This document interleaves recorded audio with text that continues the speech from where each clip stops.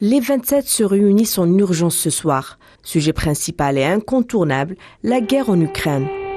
L'Union européenne veut parler d'une seule voix sur l'Ukraine. Ce sommet démontrera l'union des 27. Il sera question d'examiner les actes de la Russie, qualifiés d'agressifs par Charles Michel, le président du Conseil européen, mais aussi de la violation du droit international et de sécurité européenne.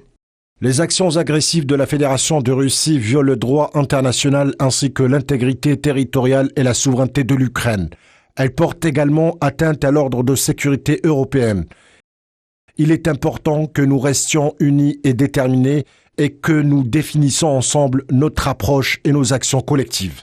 Les Européens ont ciblé de hauts responsables russes du cercle intime du président Vladimir Poutine. Dans la liste, on retrouve le ministre russe de la Défense, Sergueï Shoïgu, et Maria Zakharova, porte-parole et directrice du département de l'information et de la presse du ministère des Affaires étrangères, ainsi que la dirigeante du réseau de télévision Russia Today. Les personnes concernées ne pourront désormais plus se rendre dans l'Union européenne et leurs avoirs seront gelés.